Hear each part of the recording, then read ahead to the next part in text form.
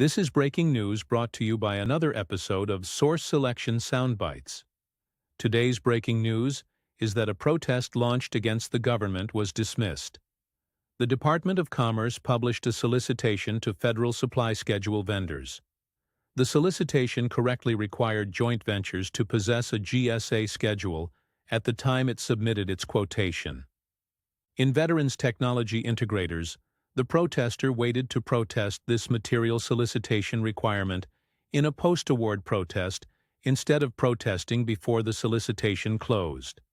Therefore, its protest was dismissed as untimely by the Court of Federal Claims. The judicial forums have also found that when vendors don't possess a GSA schedule, they are not interested parties to protest a GSA schedule procurement. Like an 8.4 CTA, joint venture members pool their resources to meet agency requirements, and all participants are prime contractors. But unlike the 8.4 CTA business structure, the joint venture is normally organized as a separate legal entity. Thus, like we saw in the Veterans Technology Integrators case, the joint venture business structure is required to have its own GSA schedule. Another consequence of it being a separate legal entity is the joint venture must be actively registered in the system of award management before submitting its quotation to the government. The joint venture business structure may be composed of all small businesses, but unlike 8.4 CTAs, all small businesses need not be similarly situated. So if the solicitation is published as a service-disabled veteran-owned small business set aside, only the managing partner has to socio-economically qualify. The other team members only have to be small businesses under the applicable NAICS code. Other combinations include Mentor-Protégé joint ventures that may be composed of two small vendors or a small and other than small vendor.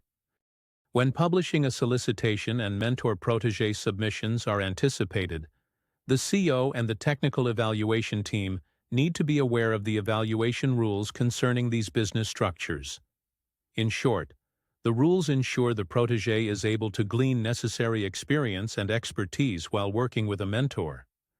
The rule that promotes this goal is that although the agency must examine the experience and expertise of the protégé in a source selection, the agency cannot hold the protégé to the same standards as the other respondents. Another rule that assists these kinds of business structures is that if the protégé fails to meet experience and past performance thresholds, they may be met by other joint venture members. These restrictions make sense because the goal of the program is to enable the protégé to grow in experience and expertise.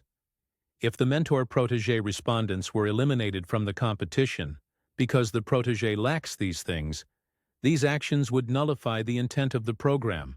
The CO also needs to be aware of joint venture agreement rules. When a joint venture receives an award as a result of a competitive acquisition, the SBA does not review and approve the joint venture agreement. Therefore, the CO should. The CO should review the agreement because non-compliant JV agreements can sink the award decision. The requirements of JV agreements include 1. Purpose of the JV. 2. The small business must own 51% of the business and be the managing partner. 3. Profits must be split, based on the work performed instead of the ownership percentages. 4. A JV must have a separate account that requires the signature of all members to withdraw funds. 5. A breakdown of the resources each member will provide. 6. Statements that each member's obligation to complete performance, and 7. A statement that establishes record-keeping and reporting processes. Today we discussed the evaluation of JVs in the FAR 8.4 environment. We discussed the requirement for JVs to hold a schedule, to be registered in SAM, and JV agreement evaluation requirements. This concludes another episode of Source Selection Soundbites. If this video was helpful, hit the like and subscribe button to ensure you don't miss any new material. If you want more details on the subject, they are available on the Source Selection Answer app. It contains lectures, quizzes, court cases, and sample documents that allow practitioners to quickly obtain actionable knowledge. Thanks for watching. See you next time.